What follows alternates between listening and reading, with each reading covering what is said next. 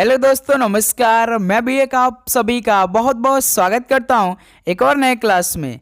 तो आप सब कैसे हैं? उम्मीद करता हूं आप सब अच्छे होंगे, स्वस्थ होंगे और आप सभी की एसएससी एमटीएस हवलदार एग्जाम 2025 की तैयारी बहुत ही शानदार तरीके से चल रही होगी। तो साथियों, पेपर से पहले सभी प्रश्नों को घोल कर पी लीजिए, जिससे आप पहली बार में एग्जाम को फतेह कर सके और एक सीट पक्की कर सके एमटीएस हवलदार के पेपर में। तो आज की इस क्लास में यदि साथी आप पूरे 55 के 55 क्वेश्चन तैयार कर लेते हैं तो समझिए आप एग्जाम को पास कर सकते हैं, वो भी साथी पहली बार में। और आज की इस क्लास में जैसे आप परीक्षा हाल में कंप्यूटर के सामने अपना प्रश्नों का पेपर दे रहे होंगे, बिल्कुल सेम साथी वैसा प्रश्न आज की इस क्लास में डिस्कस करेंगे। वो भी साथी एसएससी के नए पैटर्न पे वेरी इंपॉर्टेंट क्वेश्चन होंगे आज की इस क्लास में। जिस तरह से साथी एसएससी के नए पैटर्न पे इस टाइम सवाल पूछे जा रहे हैं एसएससी के एग्जामों में, बिल्कुल सेम साथी वैसा प्रश्न आज की इस क्लास में होने वाले हैं। तो भाई इस क्लास से आप अपनी तैयारी को जचेंगे और आपको ऐसा लगेगा कि बिल्कुल हमारे पेपर में तो ऐसा प्रश्न मिलने वाला है और 2025 के सभी शिफ्टों में आपको ऐसा ही प्रश्न देखने को मिलेगा, ये तो साथी कन्फर्म है। तो आप आज की इस क्लास में पूरे 55 का 55 क्वेश्चन तैयार करेंगे, जिससे साथ ही अपनी तैयारी को और भी मजबूती देंगे और एक उच्च लेवल पे ले जाएंगे। तो टारगेट भी आप सभी को पूरा करना है। इन 55 क्वेश्चन में से 45 क्वेश्चन को ठीक करना है। देखना है कि एसएससी के जो नए पैटर्न पे सवाल पूछे जा रहे हैं आप सभी से हो पा रहे हैं या नहीं, कि बस आप लोग प्रीवियस ईयर के ही हिसाब से अपनी तैयारी करें, एसएससी के जो एडिक्यूटिव पैटर्न है उससे अपनी सवाल को परख नहीं रहे हैं। ओके मेरे दोस्त, तो चलिए बिना टाइम वेस्ट करते हुए इस क्लास को स्टार्ट करते हैं। तो एक क्लास आती है सुबह 8 बजे, एक दोपहर में 12:30 पे और एक शाम 6:30 पर। लास्ट में अपना स्कोर करेंगे। याद रखिएगा, आप एक क्वेश्चन सही करेंगे तो 3 नंबर आपको मिलने वाला है, और एक क्वेश्चन यदि आपसे बाई चांस गलती होता है तो 1 नंबर माइनस मार्किंग रहेगा। ये बात याद रखिएगा। ओके, तो चलिए दोस्त, आज का पहला प्रश्न हल करते हैं। चलिए फर्स्ट का राइट आंसर दीजिए। 1973 में मद्रास संगीत अकादमी द्वारा तंजौर बाला सरस्वती को किस नृत्य में योगदान के लिए संगीत कलानिधि की उपाधि से सम्मानित किया गया था? बताइए। 1973 में मद्रास संगीत अकादमी द्वारा तंजौर बाला सरस्वती को किस नृत्य में उनके योगदान के लिए संगीत कलानिधि की उपाधि से सम्मानित किया गया था? तो साथ ही याद रखिएगा भरतनाट्यम के लिए। तो सी ऑप्शन यहाँ से बिल्कुल परफेक्ट आंसर हो जाएंगे। चलिए नेक्स्ट अगला सॉल्व कॉल करिए क्वेश्चन नंबर 2 को। मध्य प्रदेश राज्य में 11वीं शताब्दी की भोजशाला की संरचना, इसका निर्माण किस राजवंश के संरक्षण में किया गया? बताइए। मध्य प्रदेश राज्य में 11वीं शताब्दी की भोजशाला की संरचना का निर्माण किस राजवंश के संरक्षण में किया गया? तो साथ ही याद रखिएगा परमार राजवंश के संरक्षण में किया गया था। बी ऑप्शन यहाँ से बिल्कुल परफेक्ट आंसर हो जाएंगे। चलिए अगला सॉल्व कॉल करिए क्वेश्चन नंबर 3 को। निम्नलिखित में से कौन सा धार्मिक त्यौहार तेलंगाना में पीरला पांडुंगा के नाम से जाना जाता है? बताइए साथी, कौन सा धार्मिक त्यौहार तेलंगाना में पीरला पांडुंगा के नाम से जाना जाता है? तो साथी याद रखिएगा मुहर्रम। बी ऑप्शन यहाँ से बिल्कुल परफेक्ट आंसर हो जाएंगे। चलिए अगला सॉल्व कॉल करिएगा क्वेश्चन नंबर 4 को। देखिए, पैंथेरा टाइग्रिस प्रजाति के लिए विश्व में एकमात्र मैंग्रोव आवास कौन सा है? बताइए साथी, पैंथेरा टाइग्रिस प्रजाति के लिए विश्व में एकमात्र मैंग्रोव आवास कौन सा है? तो साथी याद रखिएगा सुंदरवन है। बी ऑप्शन बिल्कुल परफेक्ट आंसर हो जाएंगे। चलिए अगला सॉल्व कॉल करिए तो क्वेश्चन नंबर 5 को। निम्नलिखित में से कौन सा विकल्प सतलुज नदी के उद्गम से संबंधित है? बताइए साथी, कौन सा विकल्प सतलुज नदी के उद्गम से संबंधित है? तो राक्षस ताल है। ऑप्शन यहाँ से बिल्कुल परफेक्ट आंसर हो जाएंगे। ओके, चलिए अगला सॉल्व कॉल करिए क्वेश्चन नंबर 6 को। मद्रास का वेद समाज ये किससे प्रेरित था? बताइए साथी, जो मद्रास का वेद समाज था ये किससे प्रेरित था? तो साथ ही याद रखिएगा ब्रह्म समाज थे। बी ऑप्शन ब्रह्म समाज से प्रेरित था जो मद्रास का वेद समाज था। तो बी ऑप्शन बिल्कुल परफेक्ट आंसर हो जाएंगे। ओके, चलिए अगला सॉल्व कॉल करिए क्वेश्चन नंबर 7 को। भारतीय संविधान का कौन सा अनुच्छेद लोक सेवा आयोग के सदस्य को हटाने और निलंबन से संबंधित है? बताइए साथी, भारतीय संविधान का कौन सा अनुच्छेद लोक सेवा आयोग के सदस्य को हटाने और निलंबन से संबंधित है? तो साथ ही याद रखिएगा अनुच्छेद 317 है। डी ऑप्शन बिल्कुल परफेक्ट आंसर हो जाएंगे। चलिए अगला सवाल कॉल करिए क्वेश्चन नंबर 8 को। फास्टिंग फीस्टिंग शीर्षक पुस्तक की लेखिका निम्नलिखित में से कौन है? बताइए साथी, फास्टिंग फीस्टिंग शीर्षक पुस्तक की लेखिका इनमें से कौन है? तो साथ ही याद रखिएगा अनीता देसाई हैं। ऑप्शन सी बिल्कुल परफेक्ट आंसर हो जाएंगे। चलिए दोस्त अगला सवाल कॉल करिए क्वेश्चन नंबर 9 को। मई 1982 में हुए आम चुनाव में निम्नलिखित में से किस राज्य में पहली बार ईवीएम का प्रयोग किया गया? बताइए साथी, ईवीएम का मतलब इलेक्ट्रॉनिक वोटिंग मशीन। अब आप जानते हैं साथी इलेक्ट्रॉनिक वोटिंग मशीन आ चुका है, जो वोट होता है अब इलेक्ट्रॉनिक आ चुका है। तो 1982 में हुए आम चुनाव में पहली बार किस राज्य में इसका इस्तेमाल किया गया था? तो साथ ही याद रखिए केरल में किया गया था सबसे पहली बार 1982 मई में। डी ऑप्शन बिल्कुल परफेक्ट आंसर हो जाएंगे। चलिए दोस्त अगला सवाल कॉल करिए क्वेश्चन नंबर 10 को। गुप्त साम्राज्य के प्रसिद्ध स्रोत प्रयाग प्रशस्ति को किसके रूप में भी जाना जाता है? बताइए साथी, गुप्त साम्राज्य के प्रसिद्ध स्रोत प्रयाग प्रशस्ति को किसके रूप में भी जाना जाता है?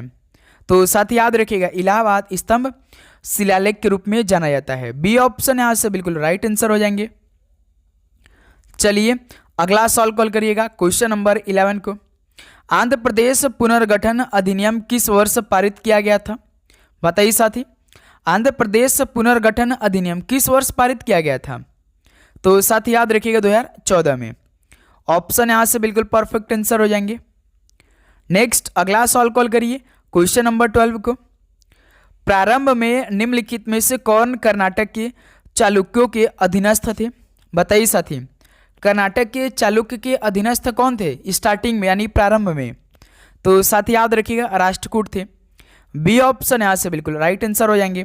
तो साथ ही अब आप सभी को चैनल को सब्सक्राइब करके नोटिफिकेशन को ऑन कर लेना है, क्योंकि साथ ही अब जो भी क्लास आएगी जो आप परीक्षा हाल में कंप्यूटर के सामने प्रश्न दे रहे होंगे बिल्कुल साथ ही वैसा प्रश्न आपको डेली मिलने वाला है तीनों क्लास में। तो इसलिए साथ ही आप सब्सक्राइब करने के बाद मेन आपका नोटिफिकेशन को जरूर ऑन कर लीजिएगा।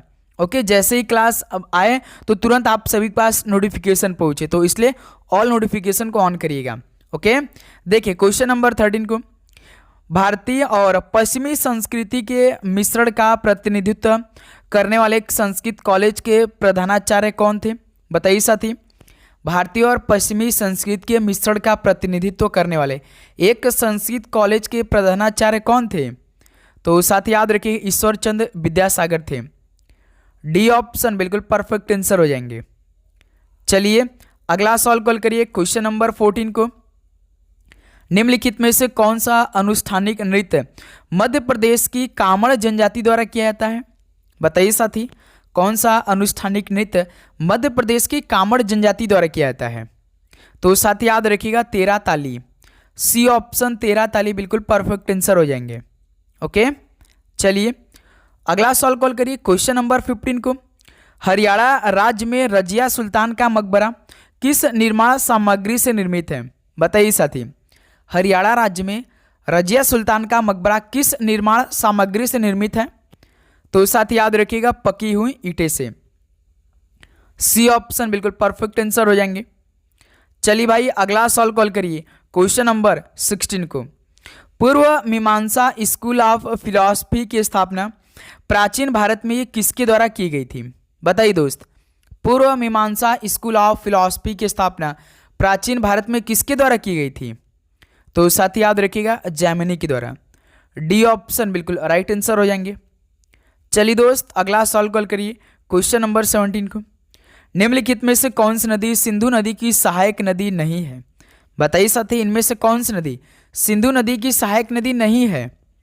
तो साथी देखिए जास्कर नदी तो सिंधु नदी की सहायक है, मुख्य है भाई ये। हुंजा नदी भी है, गिलगित नदी भी है, लेकिन साथी रिंद नदी नहीं है। तो यहीं से डी ऑप्शन क्या बनेगा? बिल्कुल परफेक्ट आंसर हो जाएंगे। ओके, चलिए नेक्स्ट अगला सवाल कॉल करिए तो क्वेश्चन नंबर 18 को। मकर बिलाकू उत्सव निम्नलिखित में से किस भारतीय राज्य में मनाया जाता है? बताइए, मकर बिलाकू उत्सव किस भारतीय राज्य में मनाया जाता है? तो साथ ही याद रखिए केरल राज्य में। बी ऑप्शन यहां से बिल्कुल राइट आंसर हो जाएंगे। चलिए अगला सवाल कॉल करिए क्वेश्चन नंबर 19 को। वर्ष 2011 की जनगणना के अनुसार भारत में कुल महिला साक्षरता दर कितने प्रतिशत की थी? बताइए दोस्त। वर्ष 2011 की जनगणना के अनुसार भारत में कुल महिला साक्षरता दर की बात करेंगे तो टोटल साथी 65.46% थी। यानी ऑप्शन यहां से बिल्कुल परफेक्ट आंसर हो जाएंगे। लास्ट में स्कोर आप जरूर करिएगा, इसलिए अपना स्कोर काउंट करते चलिएगा। ओके, चलिए अगला सवाल कॉल करिए क्वेश्चन नंबर 20 को। 1953 में महारानी एलिजाबेथ II के राज्याभिषेक समारोह में प्रस्तुति देने के लिए निम्नलिखित में से किस नृत्यांगना को बुलाया गया था? बताइए साथी। 1953 में महारानी एलिजाबेथ II के राज्याभिषेक समारोह में प्रस्तुति देने के लिए किस नृत्यांगना को बुलाया गया था? तो साथ याद रखिए कमला लक्ष्मी नारायणन को बुलाया गया था। ऑप्शन यहां से बिल्कुल परफेक्ट आंसर हो जाएंगे। ओके, चलिए अगला सवाल कॉल करिए क्वेश्चन नंबर 21 को। भारत का निम्नलिखित में से कौन सा भाग कूका आंदोलन से प्रभावित हुआ था? बताइए भारत का कौन सा भाग कूका आंदोलन से प्रभावित हुआ था? तो साथ याद रखिएगा पंजाब राज्य। ऑप्शन यहां से बिल्कुल परफेक्ट आंसर हो जाएंगे। चलिए दोस्त अगला सवाल कॉल करिएगा क्वेश्चन नंबर 22 को। निम्नलिखित में से किस स्थान पर अहमद शाह अल वली बहमनी के मकबरे का निर्माण किया गया? बताइए किस स्थान पर अहमद शाह अल वली बहमनी के मकबरे का निर्माण किया गया? तो साथ याद रखिए अस्तूर में किया गया। ऑप्शन यहां से आपका अस्तूर बिल्कुल परफेक्ट आंसर हो जाएंगे। चलिए अगला सवाल कॉल करिएगा क्वेश्चन नंबर 23 को। भारतीय संविधान के किस भाग में राज्य विधानमंडल के संगठन, संरचना और शक्तियां का वर्णन है? बताइए भारतीय संविधान के किस भाग में राज्य विधानमंडल के संगठन, संरचना और शक्तियां का वर्णन है? तो साथ याद रखिएगा भाग 6 में। बी ऑप्शन परफेक्ट आंसर हो जाएंगे। ओके, चलिए भाई आपको ऐसा ही सवाल आपके पेपर मिलने वाले हैं, तो याद रखिएगा साथी आप सारे क्वेश्चन को तैयार करेंगे और डेली क्लास को अटेम्प्ट करेंगे। ओके, अच्छे से। वो भी देखिए निम्नलिखित में से किसने कहा था कि अंग्रेजी शिक्षा ने हमें गुलाम बना लिया है? बताइए यह किसने कहा था कि अंग्रेजी शिक्षा ने हमें गुलाम बना लिया है? तो भाई याद रखिएगा महात्मा गांधी जी ने ऐसा कहा था। ऑप्शन से बिल्कुल राइट आंसर हो जाएंगे। चलिए 25 नंबर कॉल करिए। ईस्टर सप्ताह के निम्नलिखित में से किस दिन मनाया जाता है? ईस्टर सप्ताह के किस दिन मनाया जाता है? तो सर जी रविवार के दिन। ऑप्शन यहां से परफेक्ट आंसर हो जाएंगे। चलिए नेक्स्ट अगला सवाल कॉल करिए तो क्वेश्चन नंबर 26 को। वर्ष 2011 की जनगणना के अनुसार भारत में किस राज्य या केंद्र शासित प्रदेश की साक्षरता दर का प्रतिशत सबसे अधिक है? तो भाई आप जानते हैं केरल का सबसे अधिक है साक्षरता दर। ऑप्शन से बिल्कुल परफेक्ट आंसर हो जाएंगे। चलिए दोस्त अगला सवाल कॉल करिए तो क्वेश्चन नंबर 27 को। तिब्बत स्वायत्त क्षेत्र चीन मानसरोवर झील के पश्चिम में और कैलाश पर्वत के दक्षिण में स्थित खारे पानी की झील कौन सी है? बताइए साथी। तिब्बत स्वायत्त क्षेत्र चीन मानसरोवर झील के पश्चिम में और कैलाश पर्वत के दक्षिण में स्थित खारे पानी की झील कौन सी है? भाई याद रखिएगा राक्षस ताल झील है। ऑप्शन सी बिल्कुल परफेक्ट आंसर हो जाएंगे। चलिए दोस्त अगला सवाल कॉल करिए क्वेश्चन नंबर 28 को। हिंदुस्तान रिपब्लिकन एसोसिएशन ने 1928 में किसके नेतृत्व में समाजवादी विचारों को अपनाया? बताइए हिंदुस्तान रिपब्लिकन एसोसिएशन ने 1928 में किसके नेतृत्व में समाजवादी विचारों को अपनाया था?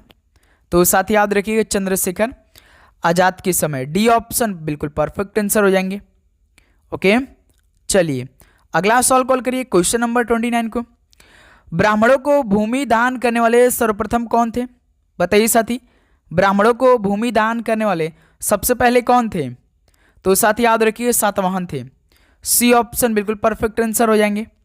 ओके, चलिए अगला सवाल कॉल करिए क्वेश्चन नंबर 30 को।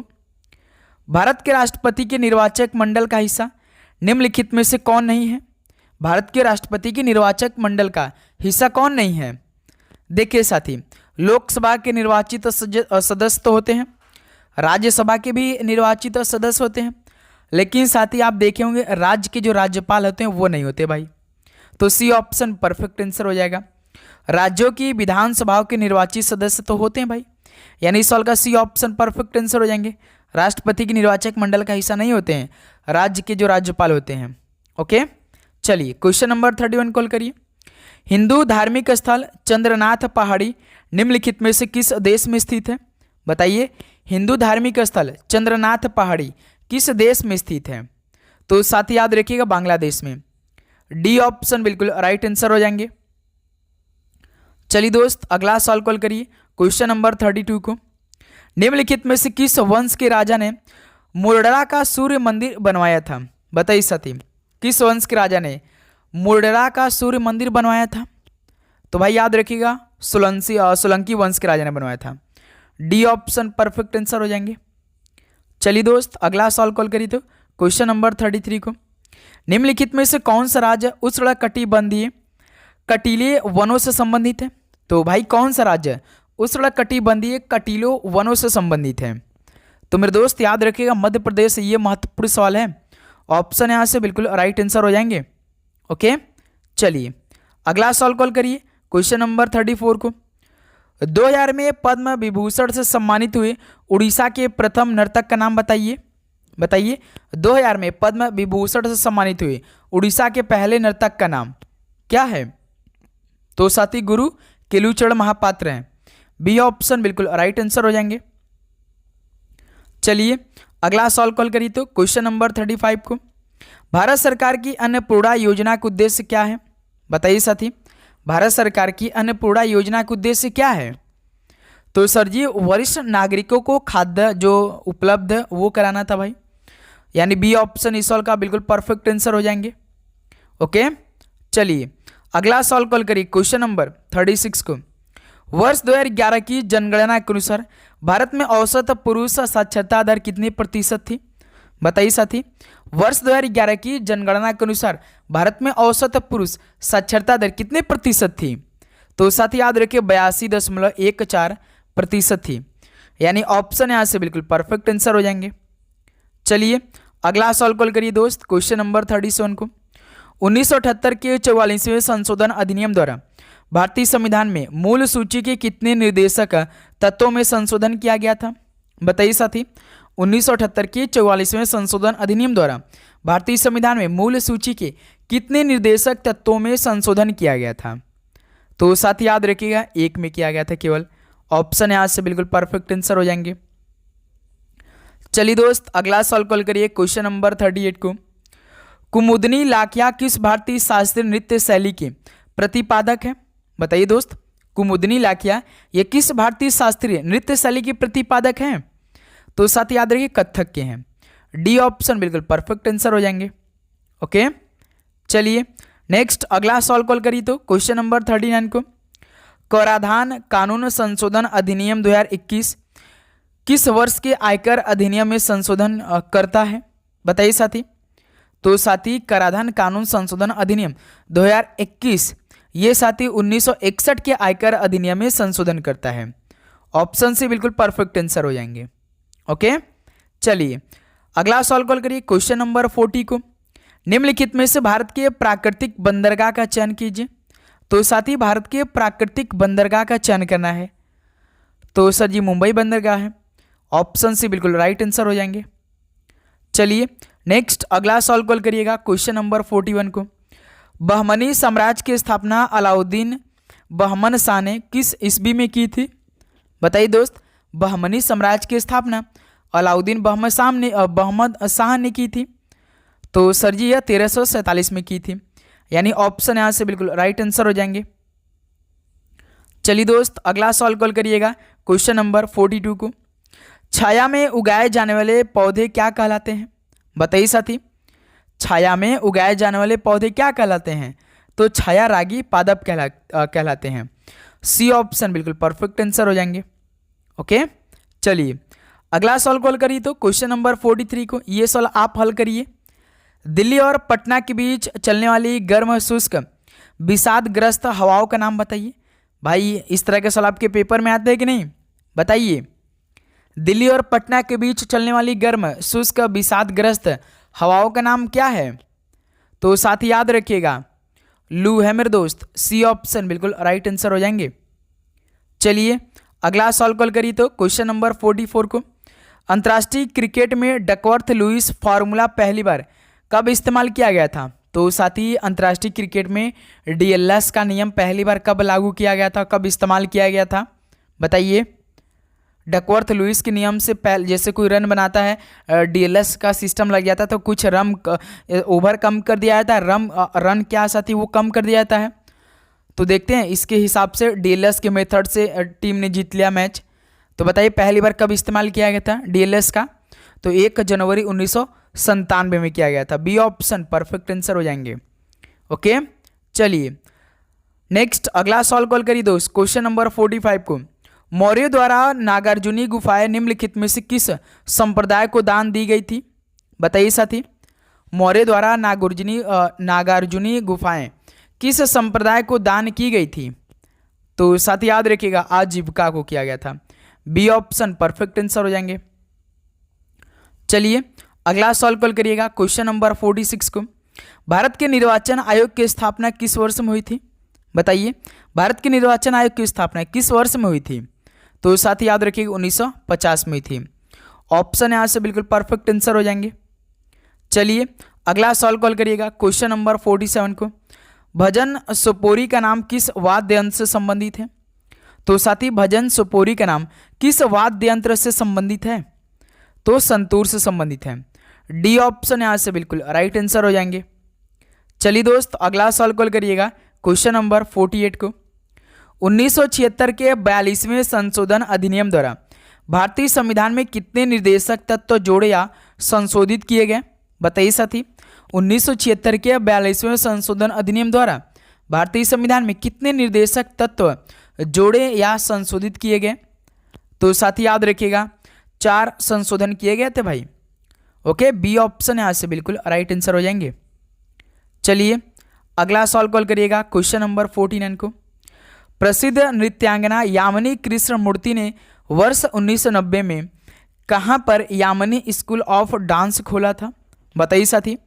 प्रसिद्ध नृत्यांगना यामिनी कृष्णमूर्ति ने वर्ष 1990 में कहाँ पर यामिनी स्कूल ऑफ डांस खोला था, यानी किस जगह पर, किस शहर में? तो साथी याद रखिएगा दिल्ली में खोला था Yamini school of dance. D option perfect answer हो जाएंगे। ओके चलिए अगला सॉल्व कॉल करिएगा क्वेश्चन नंबर 50 को, कौन सा पत्थर लोहे जैसी सभी आधार धातुओं को सोने में बदल सकता है बताइए साथी। कौन सा पत्थर लोहे जैसी सभी आधार धातुओं को सोने में बदल सकता है? तो साथी याद रखिएगा पारस पत्थर। ऑप्शन यहाँ से बिल्कुल राइट आंसर हो जाएंगे। ओके चलिए अगला सॉल्व कॉल करिए तो क्वेश्चन नंबर 51 को, निम्नलिखित में से किस शासक को दिल्ली में पुराना किले के निर्माण का श्रेय दिया जाता है? किस शासक को दिल्ली में पुराना किला के निर्माण का श्रेय दिया जाता है? हुमायूं और शेरशाह को। सी ऑप्शन राइट आंसर हो जाएंगे। चलिए दोस्त अगला सॉल्व कॉल करिएगा क्वेश्चन नंबर 52 को, पूर्व मध्यकाल में किस पर नियंत्रण पाने के लिए एक प्रसिद्ध त्रिपक्षीय युद्ध लड़ा गया था बताइए साथी। पूर्व मध्यकाल में किस पर नियंत्रण पाने के लिए एक प्रसिद्ध त्रिपक्षीय युद्ध लड़ा गया था? तो मेरे दोस्त याद रखिए कन्नौज पर नियंत्रण पाने के लिए। सी ऑप्शन कन्नौज बिल्कुल राइट आंसर हो जाएंगे। ओके चलिए अगला सॉल्व कॉल करिए क्वेश्चन नंबर 53 को, ग्रेगोरियन कैलेंडर के अनुसार वसंत ऋतु किन महीनों में आती है बताइए साथी। ग्रेगोरियन कैलेंडर के अनुसार वसंत ऋतु किस महीने में आती है? तो सर जी मार्च अप्रैल के महीने में। ऑप्शन सी परफेक्ट आंसर हो जाएंगे। ओके चलिए अगला सॉल्व कॉल करिए इसी बात पर क्वेश्चन नंबर 54 देखिए, निम्नलिखित में से कौन सा भारत में एक संवैधानिक निकाय नहीं है बताइए साथी। इनमें से भारत में एक संवैधानिक निकाय नहीं है, वो कौन सा मेरे दोस्त? जैसे राज्य लोक सेवा आयोग है, भारतीय संघ लोक सेवा आयोग है, भारत निर्वाचन आयोग है, लेकिन साथी जो राज्य मानवाधिकार आयोग है एक संवैधानिक निकाय नहीं है। तो सी ऑप्शन परफेक्ट आंसर हो जाएंगे। ओके चलिए दोस्त लास्ट क्वेश्चन आज की इस क्लास का हल करिए तो, मुसलमानों द्वारा मनाए जाने वाले कौन सा त्यौहार बरा वफात के नाम से भी जाना जाता है बताइए साथी। मुसलमानों द्वारा मनाया जाने वाला कौन सा त्यौहार है जो कि 12 वफात के नाम से भी जाना जाता है? तो साथ याद रखिए मिलाद उन नबी, इसको बरा वफात के नाम से भी जाना जाता है। डी ऑप्शन मिलाद उन नबी बिल्कुल परफेक्ट आंसर हो जाएगा। तो साथी फाइनली 55 क्वेश्चन कंप्लीट हो चुके हैं। तो आप बताइए साथी आप सभी का टोटल 55 क्वेश्चन में से कितना स्कोर रहा, बताइए साथी। उम्मीद करूंगा आप सभी क्वेश्चन को घोल कर अच्छे से उसको अपने अंदर डाल लिए होंगे, उसे तैयार कर लिए होंगे और अपनी तैयारी को उच्च लेवल पे लेकर गए होंगे एसएससी के नए पैटर्न पे। तो साथी आपको ऐसा ही क्वेश्चन मिलने वाला है। हमने आपसे कहा था ये डेली हम आपके लिए कुछ ना कुछ करेंगे। तो साथ ही इस टाइम डेली क्लास आ रही है, एग्जाम ओरिएंटेड आ रही है। तो मेरे दोस्त आप सभी से रिक्वेस्ट है आप नोटिफिकेशन को जरूर ऑन करिए और अपनी तैयारी ज़बरदस्त रखिए। ओके, एमटीएस हवलदार के लिए 2 डिसाइडेड सब्जेक्ट हैं, एक आपका जीके है और एक इंग्लिश है। इसी से आपका फाइनल सिलेक्शन होने वाला है। 25 जीके 25 इंग्लिश, 50 क्वेश्चन से आप सभी का फाइनल मेरिट लिस्ट बन जाएगा। ओके, 1.5 घंटे का समय रहने वाला है आप सभी के पास। 90 मिनट 90 क्वेश्चन, जिसमें से मैथ, रीजनिंग, क्वालिफाइंग नेचर वो तो सभी कर ले आते हैं जिनका बेसिक क्लियर होगा। ओके, तो चलिए भाई इस क्लास को भी समाप्त करते हैं। मिलते हैं साथी दोपहर में एक नए क्लास के साथ। सभी को जय हिंद, जय भारत। पढ़ाई करते रहिए। All the very best. धन्यवाद।